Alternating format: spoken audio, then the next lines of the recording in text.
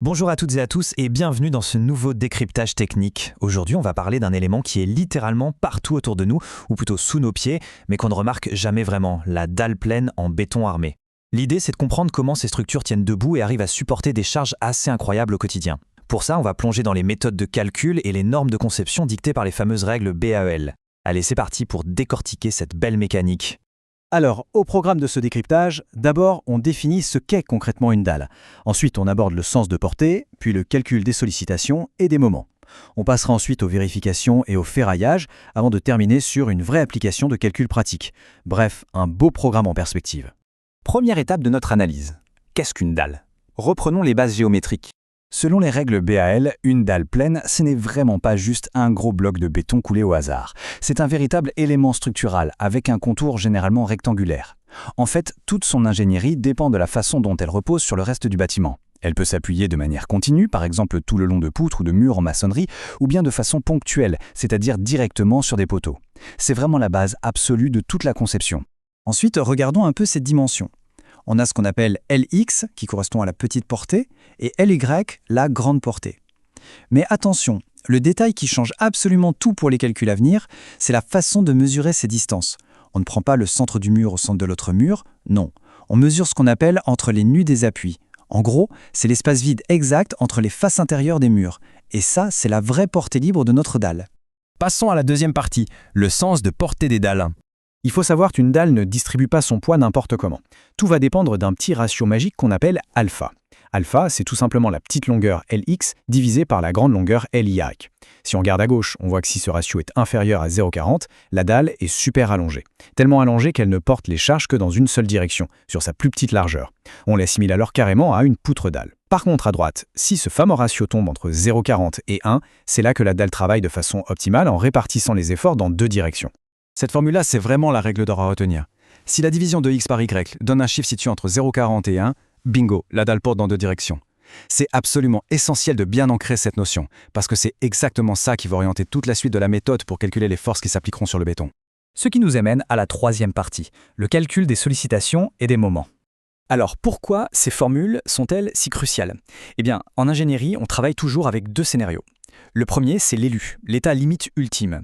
La formule 1,35G plus 1,5Q permet de gonfler artificiellement le poids de la structure, le fameux G, et les charges d'exploitation, le Q, comme les meubles ou les gens qui marchent dessus.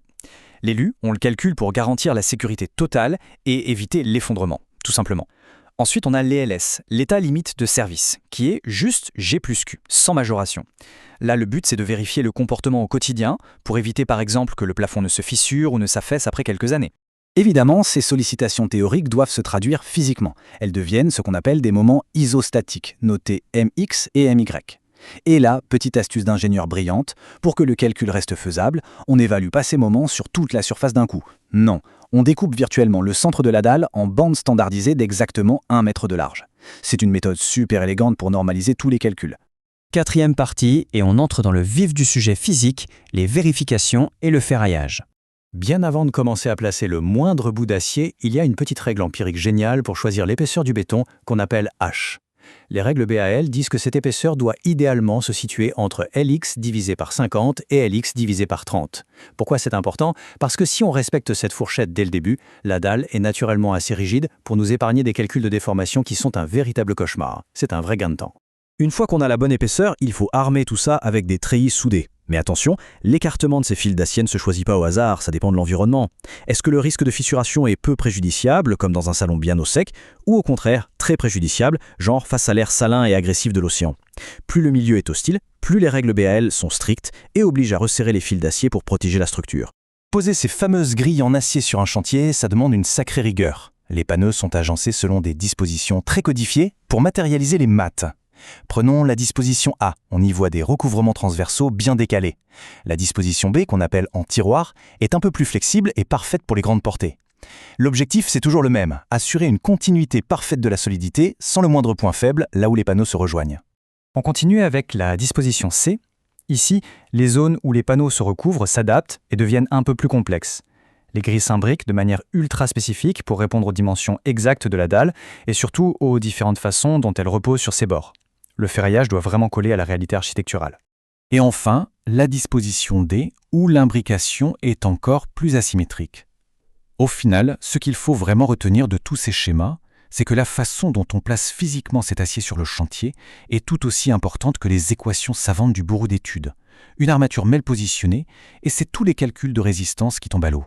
Le plan de ferraillage, c'est vraiment le pont entre la théorie et le vrai bâtiment. Allez, 5e et dernière partie. On passe à la pratique, avec une vraie application de calcul. Imaginons un cas concret. On a un plancher fait d'une dalle continue de 20 cm d'épaisseur posé sur des murs en béton. Sur le plan, on voit bien deux espaces distincts, le panneau 1 qui fait 6,20 m sur 8,85 m et le panneau 2 juste à côté. C'est à partir de cette simple vue de dessus que toute la machine de l'ingénierie se met en route. Pour ne pas se noyer dans les formules, on décompose tout ça en une méthode super logique à 3 étapes. Étape 1, on valide la géométrie en calculant notre fameux ratio alpha. Étape 2, on évalue les charges avec nos pu pour l'ultime et pseur pour le service. Et étape 3, on calcule les moments ultimes pour savoir exactement où on va devoir placer le gros du ferraillage. On y va ? On commence l'étape 1 sur le panneau 1, on prend l'X, 6,20 m, qu'on divise par LI, 8,85 m, et ça nous donne un ratio alpha de 0,70. C'est parfait. Notre règle d'or nous le confirme direct. Comme 0,70 est bien compris entre 0,40 et 1, on est sûr à 100% que cette dalle porte ses charges dans deux directions. Le comportement physique de la structure est validé. Ensuite, étape 2, l'évaluation des charges. On s'intéresse particulièrement à la charge ultime, le pu. En appliquant les coefficients de sécurité majeurs qu'on a détaillés tout à l'heure, le couperet tombe 13,83 kN par mètre carré. Retenez bien ce chiffre, car c'est littéralement le pire scénario possible, la charge maximale absolue que cette dalle en béton armé devra encaisser avant de céder. Enfin, étape 3. On prend ces 13,93 kN et on les transforme en moments de flexion. Le calcul nous montre comment la force se divise. Une partie part sur les appuis, c'est le moment MA, et l'autre se concentre en plein milieu de la dalle, le moment entravé MT. Et voilà, c'est exactement cette distribution mathématique qui dictera aux équipes sur le chantier où empiler les couches de treillis soudées les plus denses pour que le plafond ne s'écroule pas. C'est quand même fascinant, non ? On part d'une petite division entre deux longueurs et on finit par trouver l'endroit exact où placer de l'acier dans du béton pour qu'un bâtiment entier reste debout pendant des décennies. Si un simple ratio comme le fameux alpha peut à ce point garantir notre sécurité quand on marche sur un plancher, on peut se demander quelles autres équations invisibles et fascinantes soutiennent en silence tous ces murs et ces plafonds sous lesquels on passe chaque jour sans même y penser. C'est toute la magie de l'ingénierie structurelle.